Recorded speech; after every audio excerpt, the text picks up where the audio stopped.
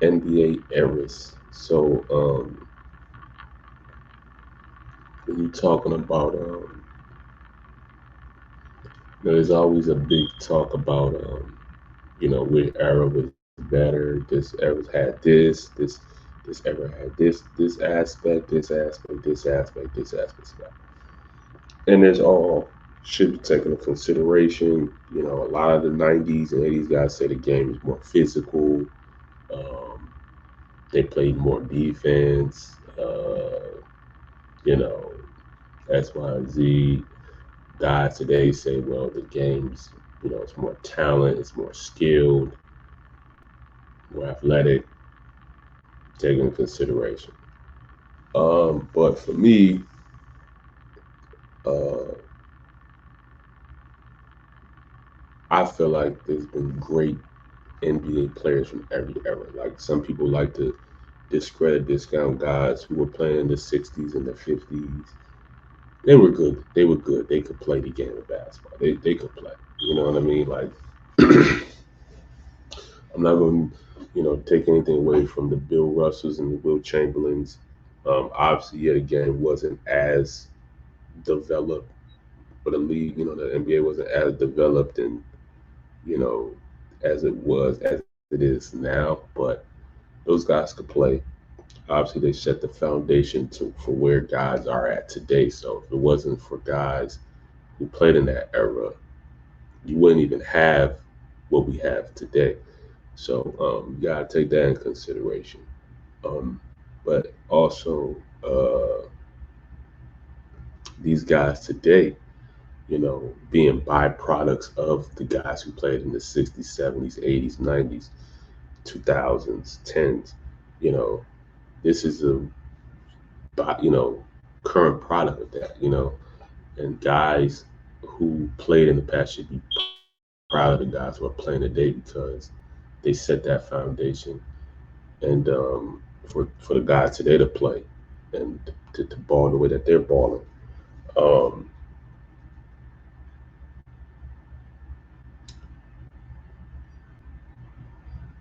what I will say though is, and this is just natural evolution. Things evolve over time, and um, you talking about the way the game was played in the past versus today. I think the main difference with today's game is the size and the skill of the current guys today. The size and the skill set is a lot more advanced than it was in past times as a whole. Now, are you going to be able to select certain guys from certain eras who could come ball and be better than guys today? Yeah. But generally speaking, like as a whole, the game is better today than it was in the past. Obviously, going through the evolution, and then just guys are more skilled, guys are more refined in their games, and the size of the game is a lot bigger. You have guys like Nikola Jokic playing point guard. You have guys like Jason Tatum playing point guard. You have guys like LeBron playing point guard. You got guys like Luka Doncic, 6'7", 6'8", playing point guard. Shea Gill, 6'6", playing point guard. Um, list goes on and on. And then the athleticism of even the smaller point guards who are like 6'2", 6'3" is out the roof when you talk about guys like a Ja Morant, uh, um, D Rose in his prime, um, Russell Westbrooks. Um, these are De'Aaron Fox. Like these are the super athletes. You know what I'm saying? If you're not 6'7", 6'6", 6'8", playing the point, if 6'10", 6'11", KD plays point from time to time. Like you're a super athlete, and then if you're not a super athlete, then you're like a super great shooter, like a Trey Young, a Steph Curry. You know what I mean? Like this is this is what it takes to really be one of these uh, guys in the league that are, really getting a lot of minutes and really, balling and stuff. This is what it is, and that's not how it was like in the day, in the 80s. You only had Magic Johnson, 6'8", who was playing point guard. That was it. It wasn't like you had, like today, multiple guys who are 6'6" and above playing point. That was, it was only Magic uh, who was doing that. And so that, and then when you're talking about just on a general starting five on an NBA team, everybody can shoot from 1 to 5. Everyone can shoot.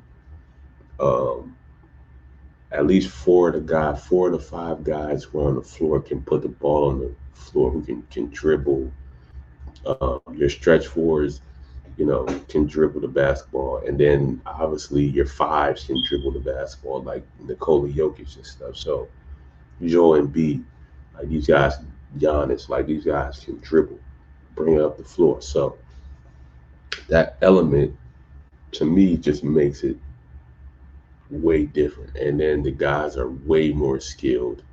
Um, you can't guard a Steph Curry shot. Like you can, whatever physicality, defenses, however you want to call it, you can't do nothing with a guy like a Steph Curry, because as soon as he gets across half court, he's a threat. He can just shoot from the logo and make it. You can't defend that. Dame Lillard, LeBron does, like Trae Young, like you can't guard these shots. There's no defense for these shots. And if you want to have defense for these shots, that would mean that the defense has to come out past the perimeter, you know what I'm saying, and play defense, which is actually, again, spaces the floor, makes it to where guys can have easy drive, lanes to the cup. Either they're going to get to the cup or they're going to kick it out to an open shooter. They're going to knock it down. That's pretty much how the game is played. I mean, and that's why people get mad. Oh, there's no defense. It's because guys are so skilled. They're so skilled. They're so talented. They're so skilled that defenses really can't do nothing with the level of talent and skill these guys have. And it's just the truth. It's the absolute truth. When you talk about the 90s, 2000s, defenses weren't, everybody was playing half court, defenses were playing, amongst the, uh, in the 3 point, not past the 3 point, but within the 3 point, most, because guys wasn't shooting that far. They wasn't taking these deep threes as they are. They were shooting threes, straight from the line for the most part. You know what I mean? The Reggie Millers, the Ray Allens, these Larry Birds, like they were shooting at the line for the most part, at the 3 point. They wasn't going too far past the line. Maybe a couple times they would go a little bit past it. They shoot a couple of them past the three, but not like how it is today. So defenses could just stay, they didn't have to go that far out of the perimeter. And, the lanes were clogged up. You know what I'm saying? And so people don't, acknowledge these things, or maybe they just don't see it or whatever. I don't know. But that's to me what really separates today's game with the game of the past, because um, guys are super skilled, and then the size of the game is a lot bigger. Guys are more bigger. The big men can put the ball on the floor. Their skill set is a lot more advanced than the big men. That's really the real big thing, for real, is the big men of today are way more skilled than the big men of the past. Way more skilled, way more skilled. And yeah, but every era was great. It was great players of all eras.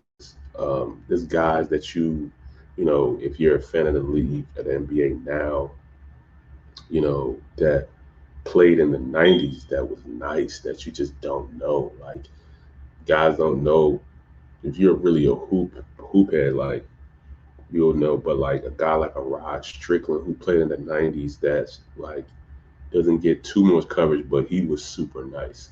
You know what I'm saying? J.R. Riders, like it's a lot of it's the NBA has had a slew of talented players of all times. You know what I'm saying? Every era, especially the 80s, the 90s for sure, 2000s. Like there was a lot of talented guys in that era. So yeah.